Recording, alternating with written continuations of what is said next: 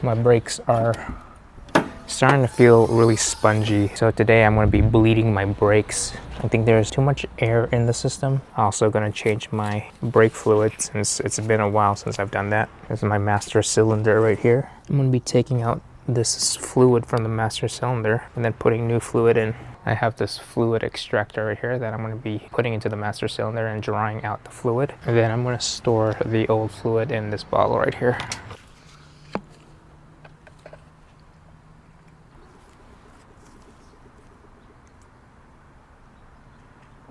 I'm making sure I'm really careful with this fluid because it's very corrosive and also bad for your skin, so you don't want to get it all over your car or your skin.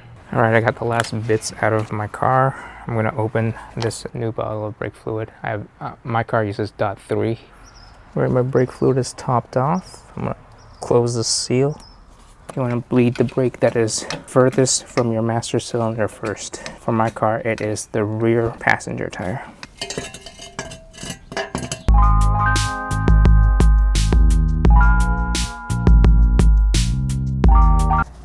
I'm gonna spray some anti-seizing.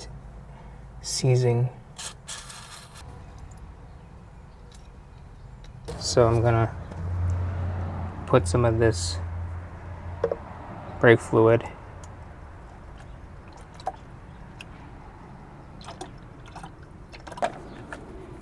and I'm gonna seal it up. And I'm going to put this tube on the bleeder valve.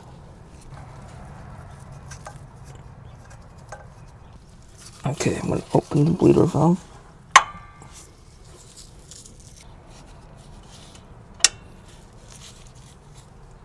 Okay, I'm going to press the brakes.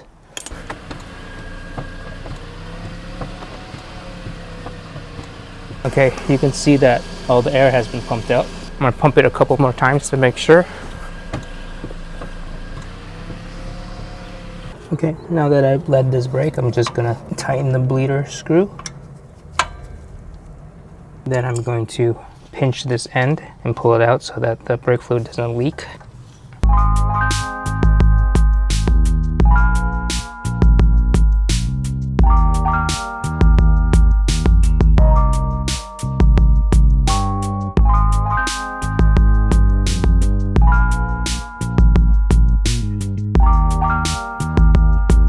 What we need to do now is to make sure that the master cylinder is topped off. You do not want your master cylinder to go dry because that will introduce air back into your system. All right, you're gonna seal this up. Then we're gonna continue to do the rear driver's side.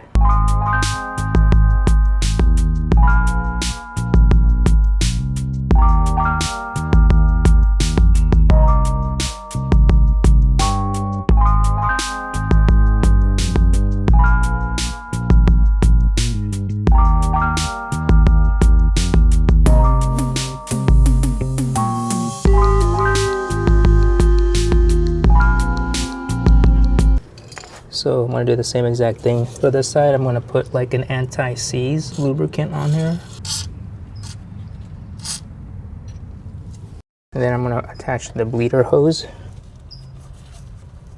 Okay, bleeder hose is on. Now I'm going to loosen this bleeder valve.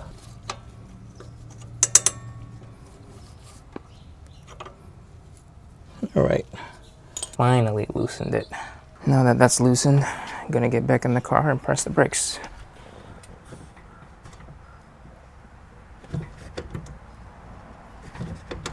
Okay, I see the fluid is all in. What I'm gonna do now is tighten that screw. Then I'm gonna hold the tube up so that it drains through gravity. See how the brake fluid is kind of like dark green, pretty old.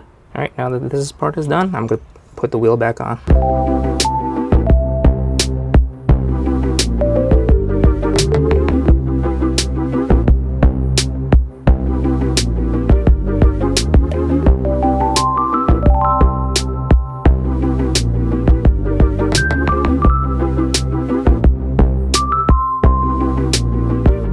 Again, I want to make sure my master cylinder is topped off.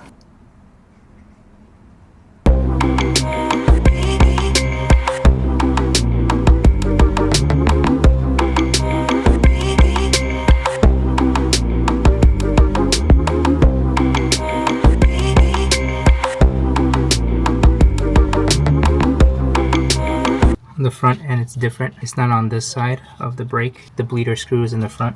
I'm going to use WD-40 again. This one was very easy to loosen.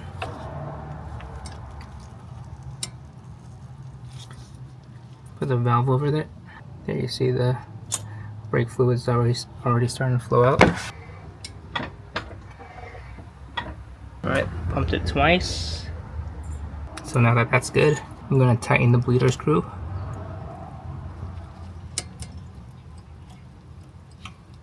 Then I'm going to quickly pull out the tube and hold it vertically so that the brake fluid doesn't get everywhere. There you go. Now it's draining back into the bottle.